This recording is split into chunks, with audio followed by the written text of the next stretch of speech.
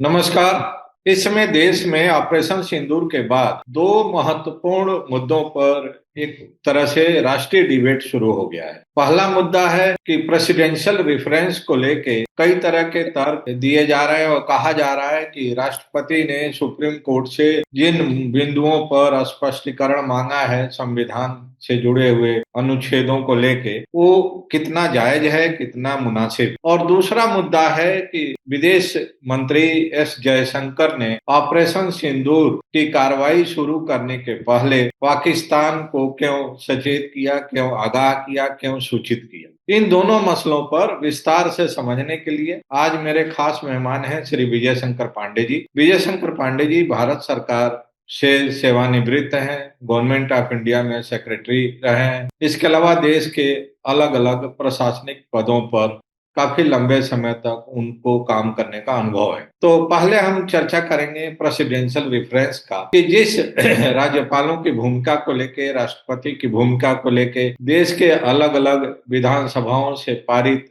विधेयकों की मंजूरी को लेके जो एक लंबे समय से विवाद चल रहा था, जिसका पटाक्षेप हुआ था सुप्रीम कोर्ट के उस फैसले से, जिस फैसले के तहत सुप्रीम कोर्ट ने कहा था कि राज्यपाल और राष्ट्रपति को राज्य विधानसभा के द्वारा पारित विधेयकों को 3 महीने के अंदर मंजूरी देना संवैधानिक दायित्वों के अंतर्गत आता है। तो इसी पर हम विस्तार से समझने की कोशिश करेंगे कि सुप्रीम कोर्ट का जो आदेश है वो कितना मुनासिब है संविधान के मुताबिक, क्योंकि सुप्रीम कोर्ट भी संविधान की ही बात कर रहा है। सुप्रीम कोर्ट भी यही कह रहा है कि संविधान सुप्रीम है। संसद और बाकी जो संविधान के अलग अलग अंग है उनके मुकाबले संविधान सुप्रीम है और संविधान से ही सबको निर्देश मिलता है, सबको स्ट्रेंथ मिलता है, सबको मैंडेट मिलता है। 3.5 दशक का अनुभव, बेलगाम सवालों का जवाब जो नहीं है किसी के पास। वासेंद्र मिश्र के साथ देखिए पांडे जी, आपका बहुत बहुत स्वागत है। पहला तो यह है कि हम सब जानते हैं कि राज्यपालों की भूमिका को लेके सब आजादी के बाद से लेके अब तक लगातार विवाद रहा है और केंद्र में जिस दल की सरकार होती है उस दल पर, उस सरकार पर ये आरोप लगते रहे हैं कि राज्यों में तैनात राज्यपाल केंद्र सरकार के इशारे पर काम करते हैं, केंद्र सरकार के एजेंट के रूप में काम करते हैं और राज्यों में जो गैर सत्तारूढ़ दल की सरकारें होती हैं, मसलन कि केंद्र में एनडीए की सरकार है और राज्यों में अगर इंडिया अलायंस की सरकार है, तो जो एनडीए की सरकार चाहती है उसी तरह का एजेंडा राज्यों में राज्यपालों के जरिए लागू कराने की कोशिश होती है। अब इस बात को लेके पहले भी कई बार हमारे देश में डिबेट हो चुका है और जब कांग्रेस की लंबे समय तक सरकार थी तो उस पर इसी तरह के आरोप लगते थे और अब पिछले 11 साल से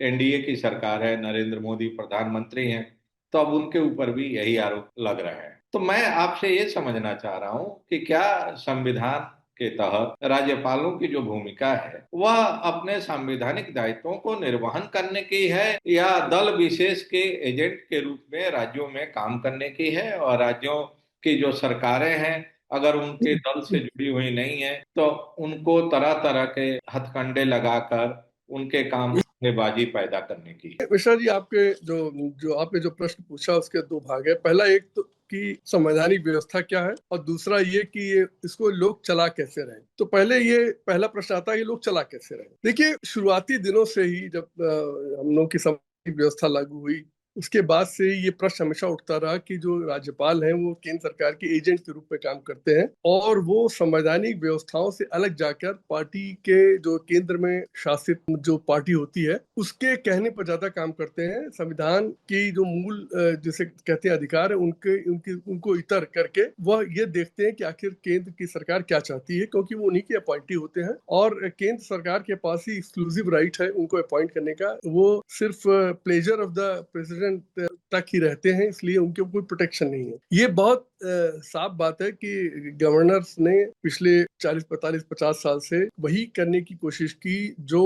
केंद्र सरकार में बैठे लोग चाहते थे। और अगर विपक्ष की सरकार है किसी राज्य में तो वो हमेशा उनकी उन सरकारों के काम काज में तरह तरह के जो है जिसे कहते हैं व्यवधान बाधा उत्पन्न करने का प्रयास करते रहे। अब देखिए प्रश्न यहाँ ये उठता है कि शक्तियां क्या है। तो जैसा कि आपने पहला सवाल पूछा, यह बिल्कुल होता रहा है।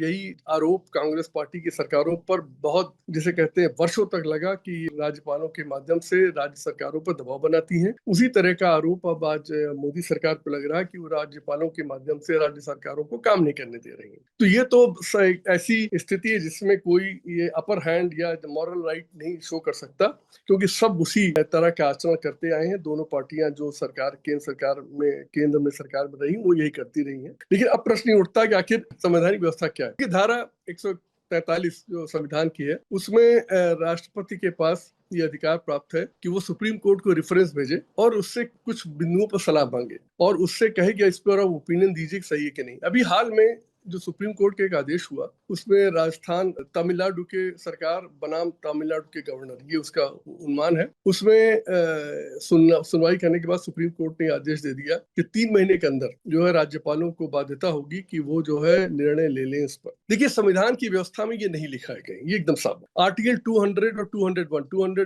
डील करती है केंद्र सरकार और राष्ट्रपति और 201 गवर्नर राज्य सरकार और गवर्नर से डील करती है। उसमें कहीं ये नहीं लिखा है कि 3 महीने के अंदर बाध्यता है। वहां पर उसकी व्यवस्था के अनुसार है कि आप भेजें तो राज्यपाल जो है उस पर आपत्ति लगा के वापस कर सकता है और अगर दोबारा वो पास करें तो उसको 15 दिन में उसको करना पड़ता है। लेकिन अगर वो पहली बार ही जो भेजे उसको राष्ट्रपति को रिफर कर दे या केंद्र सरकार को रिफर कर दे या उसको कोई निर्णय न ले, इसके बारे में संविधान में कोई व्यवस्था नहीं है। और ये संविधान जिन्होंने बनाया उन्हें ये बात अच्छी तरह से पता थी, क्योंकि उन्होंने इतना विस्तृत संविधान बनाया जो दुनिया का सबसे विस्तृत संविधान है। तो अगर उन्होंने जरूरत समझी होती कि राज्यपाल के ऊपर ये बाध्यता की जाए कि वो समय सीमा के तहत निर्धारित बिल को स्वीकृति दे या न दे, तो उन्होंने जरूर लिखा होता। क्योंकि हमारे जैसा संविधान दुनिया में किसी और देश का नहीं है जिसमें इतनी विस्तार से सभी की शक्तियां निर्धारित की गई हो। तो ये बात बिल्कुल साफ है कि संविधान में नहीं लिखा है। अब प्रश्न आता है कि क्या सुप्रीम कोर्ट के पास ये अधिकार है कि संविधान से इतर जाकर वो कुछ भी निर्णय दे दे।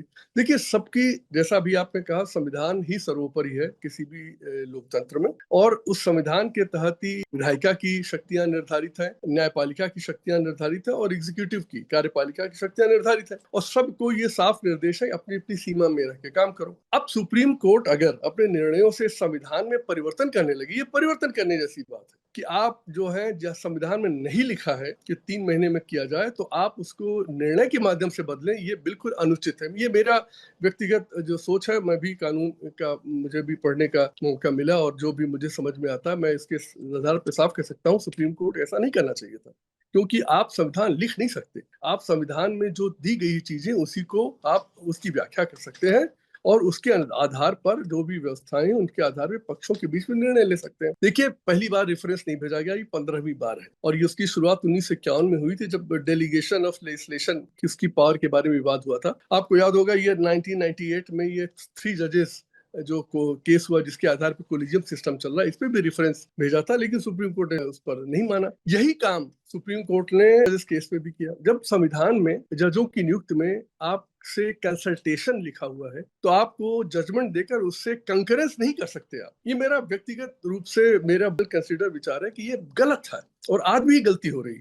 आपको संविधान लिखने की शक्तियां नहीं है, आप सिर्फ संविधान में जो दिया है उसको इंटरप्रेट करिए। जहां तक वर्तमान प्रकरण का है, आप जब संविधान ने राष्ट्रपति को ये बाध्यता नहीं की है कितने समय में वो बिल को स्वीकृत करे, तो सुप्रीम कोर्ट के पास ये अधिकार नहीं है कि वो इसमें समय सीमा बांधे। और यही स्थिति गवर्नर के लिए है कि जब नहीं है समय सीमा कि कितने समय में वो निर्णय ले, तो आप सुप्रीम कोर्ट के रूप में आप इसको निर्णय नहीं ले सकते कि आप उसको 3 माह कर दीजिए। प्रश्न अब उठता है कि जो गवर्नर्स है ये जब केंद्र सरकार के कहने पे काम करते हैं, जो एकदम जग जाहिर है, इसमें कोई किसी विवाद का प्रश्न नहीं है, क्योंकि यही सरकार के जब मुख्यमंत्री जब कांग्रेस सरकार केंद्र में थी और यही लोग मुख्यमंत्री लोग चिल्लाया करते थे रोज कि जो है कांग्रेस सरकार जो है अपने राज्यपालों का दुरुपयोग कर रही है और राज्य सरकारों को जो विरोधी पार्टियों के तहत है उसको परेशान कर रही है और बिल पास करने पे भेजने पर निर्णय नहीं लेती।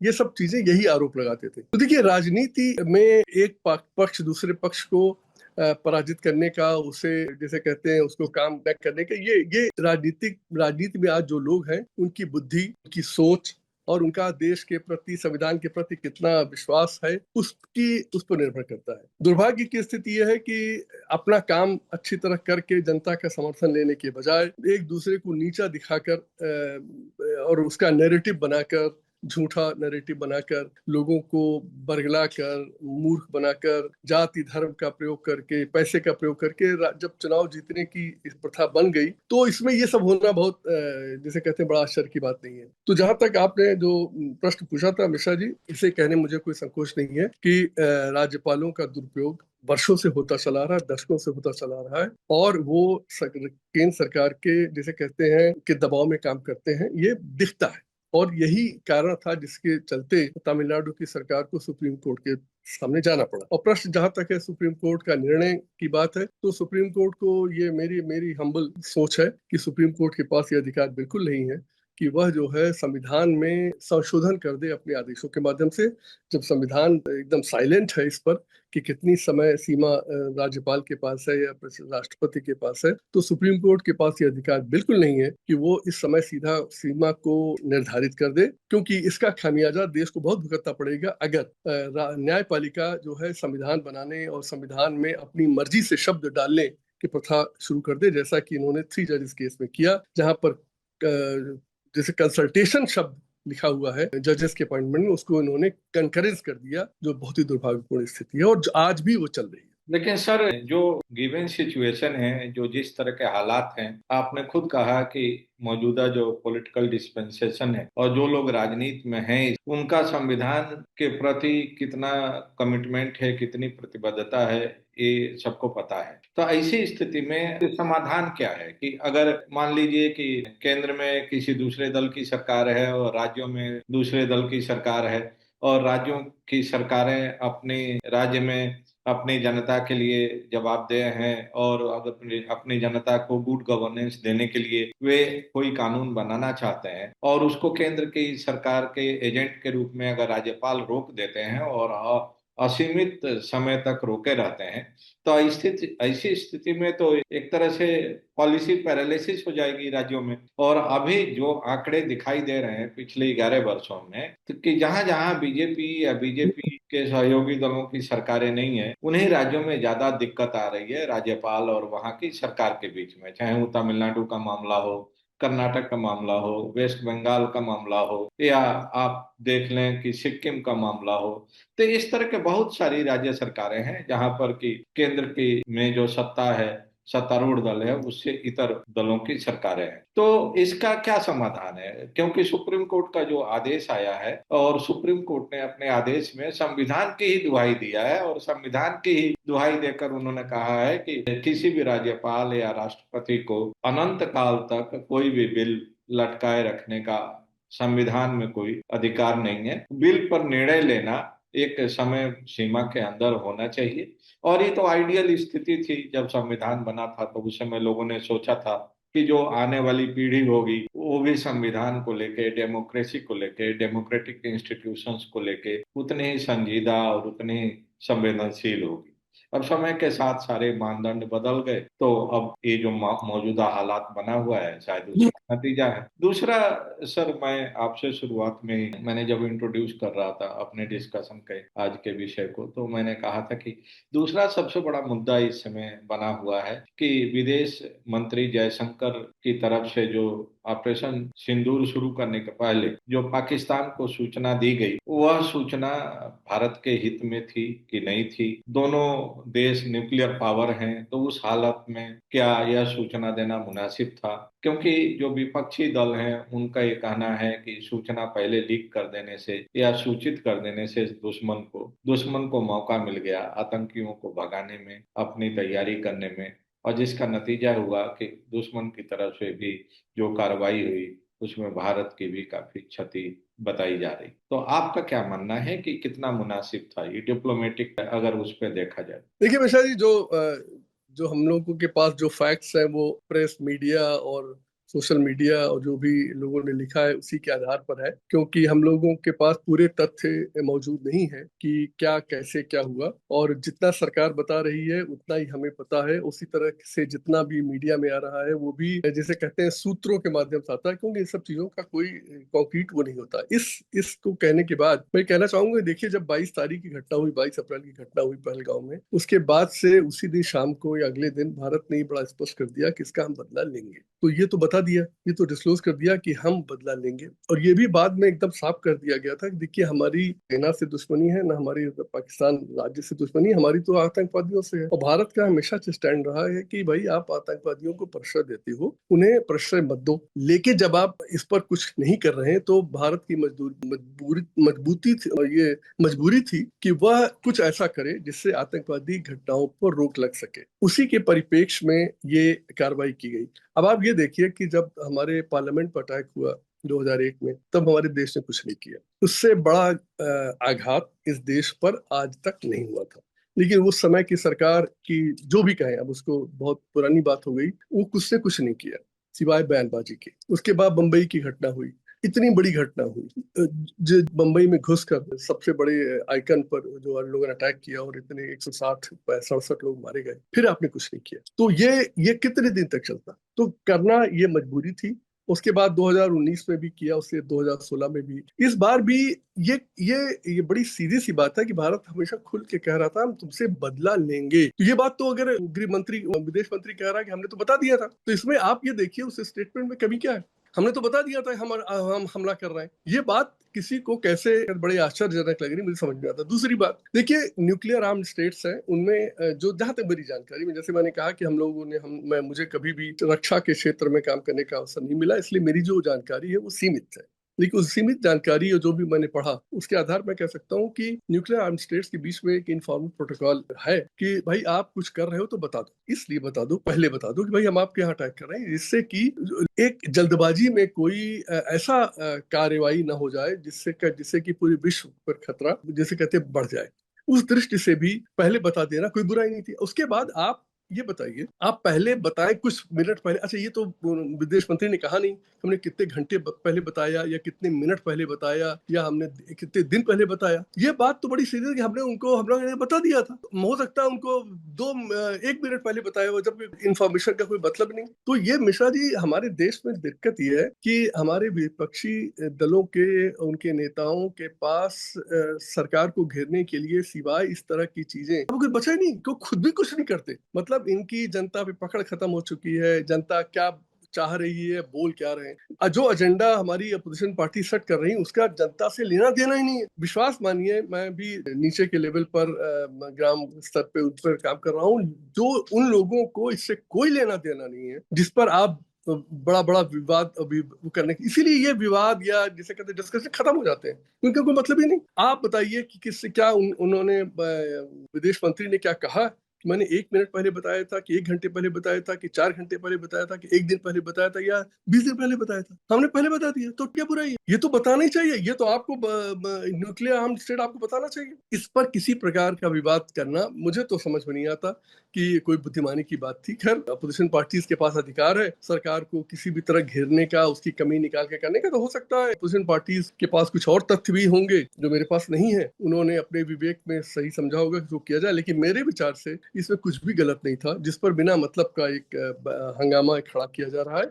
और ये बात बिल्कुल साफ थी कि जो कांग्रेस पार्टी आज इस पर हल्ला मचा रही, उस कांग्रेस पार्टी की सरकारों ने कुछ भी नहीं किया था। और यही दोष 2001 में जब बीजेपी की सरकार थी उसको भी दिया जाएगा, जब पार्लियामेंट पर अटैक हुआ उन्होंने कुछ नहीं किया। ये कमजोर वो थे। आज इस मामले में, चाहे मैं कोई वर्तमान सरकार को कोई मैं प्रशंसक को नहीं हूं, लेकिन मैं इतना कहना चाहूंगा कि ये बिल्कुल ठीक निर्णय लिया। और जिन लोगों में ये साहस नहीं था, वो लोग अब बिना मतलब इस बात पे विवाद उठा रहे हैं। अरे भाई, साहस आपने नहीं दिखाया। अगर किसी दूसरे प्रधानमंत्री ने, उस सरकार ने साहस दिखाया तो उसके लिए कलेजा चाहिए। आप पे नहीं था, आप क्यों नहीं स्वीकार करते? आप किसी काबिल नहीं थे और आप इतना दम नहीं था कि कुछ कर पाते आप। उन्होंने इंडस वाटर ट्रीटी को भी कैंसिल करने का आपके पास क्या अधिकार नहीं था तब? क्या वाजपेयी जी के पास नहीं था? क्या मनमोहन सिंह जी के पास नहीं था? जो इंटरप्रिटेशन आज दिया जा रहा है जो कैंसिल करने का, क्या उनके पास नहीं था? उनमें दम नहीं था। इस बात को हम लोग क्यों नहीं स्वीकार करते? उन सरकारों में दम नहीं था, उन प्रधानमंत्रियों में दम नहीं था। इन्होंने दम दिखाया और इसके बहुत दूरगामी अच्छे परिणाम आएंगे, ये मेरा ऐसा मानना है कि पाकिस्तान को ये सोचने पे मजबूर हो गया है कि वो अगर अब खुराफात ये करेगा तो अपनी बर्बादी तय कर लेगा। क्योंकि देखिए वो वैसे बर्बाद देश है, वो उसके यहाँ टूटने की कगार पे खड़ा है। बलूचिस्तान लगभग निकला हुआ है, पख्तूनिस्तान हमेशा से वो कर रहा था। सिंध में जो है तमाम तरह के एजिटेशन चल रहे हैं, अलगाववाद संबंधी चल रहे हैं, और उसके बाद आपको आतंकवादियों के अलावा कुछ दिखता ही नहीं। देखिए दिक्कत मिश्रा जी ये है कि वहाँ का जो जो स्ट्रक्चर है वो आर्मी पर निर्भर है। आर्मी अगर जिस दिन भारत से दुश्मनी बंद कर देगी तो उसका रेलेवेंस खत्म हो जाएगा। तो ये जो देश चलाते हैं वर्दीधारी लोग, वो कहाँ चला पाएंगे? सत्ता का मोह इतनी खराब चीज है कि अगर किसी के मुंह में खून लग जाए एक बार सत्ता का तो छोड़ता नहीं। वहाँ की आर्मी के मुंह में लगा हुआ है, वो नहीं छोड़ेगी। इसलिए उसको उसकी मजबूती है, उसका आधार एक है भारत से दुश्मनी, इसलिए ये उसको करना पड़ेगा। इसका जिसे समझाने का सारा काम भारत कर रहा है 70 साल से। समझाते समझाते थक गए, बातचीत आपने बंद कर दी, व्यापार बंद हो गया, सब कुछ, लेकिन मान ही नहीं रहा कोई। तो इसके अलावा क्या रास्ता था? इसीलिए दुनिया भर में इस बात चुप्पी साधी। जो देश बोले भी वो देखिए उनके बयान जो है कुछ था नहीं। वो आतंकवाद के खिलाफ बोल रहे थे, जो घटना हुआ उसको कंडेम किया। तो ठीक है, कुछ लोगों के अपने संबंध हैं, लंबे संबंध हैं, उनके कुछ व्यापारिक संबंध हैं, कुछ और तरह के संबंध हैं, वो उसका उनको करना चाहिए। इसलिए उनसे कोई कहते हैं उनसे उनके विरुद्ध खड़े हो जाने में भी कोई बहुत बुद्धिमानी मेरे हिसाब से नहीं है। प्रश्न ये है कि जो हुआ उसका माकूल जवाब दिया गया, और माकूल जवाब देने में एक चीज और बड़ी साफ हो गई कि न्यूक्लियर आर्म स्टेट होने का पाकिस्तान का जो ये नशा था वो उतर गया। और इसके बहुत से और एस्पेक्ट्स हैं जिस पर अभी चर्चा की जरूरत नहीं है, लेकिन ये एस्पेक्ट भी खत्म हो गया कि आप ये भय को दिखा के नहीं चल सकते। और ये बात किसी भी देश को समझ लेना चाहिए कि आप अगर एटम बम बना के बैठे हैं, इसका मतलब आपको खुराफात करने का लाइसेंस नहीं मिल गया, और दूसरे देश को बर्बाद चाहे जितना नुकसान हो बिल्कुल करना चाहिए। युद्ध होता क्यों? युद्ध की त्रासदी सब जानते हैं, युद्ध से में कोई जीतता नहीं, लेकिन युद्ध करना कभी बहुत जरूरी है, क्योंकि ऐसे तत्व मानते नहीं। अब हिटलर से आप युद्ध न करते तो क्या करता? वो दुनिया को बर्बाद कर देता। तो युद्ध करना पड़ेगा। तो जो लोग बड़े शांति प्रिय के लोग कहिए कि दूसरा भी पक्ष अगर शांति करे तब तो शांति की बात करो। जब दूसरा घुस घुस के मारने की ही उसकी जिसे कहते हैं एक कल्चर हो, जिसकी सत्ता का, जिस आर्मी की सत्ता का आधार ही भारत से दुश्मनी हो, तो कैसे छोड़ेगा उसे? उसको आप जितना सा हो समझा लो, वो समझने वाला नहीं, क्योंकि भाई वो पावर का वो नशा है, पावर के स्ट्रक्चर का वो पार्ट है। वो अगर वो आज भारत से दुश्मनी खत्म कर दिया, आर्मी को कोई पूछेगा नहीं। आर्मी वैसे रहेगी जैसे स्टैंडर्ड आर्मी हुआ करती है। यूएस आर्मी दुनिया की सब आर्मी से 10 गुनी मजबूत है, 10 गुनी मजबूत है। कोई बोलता नहीं। वहां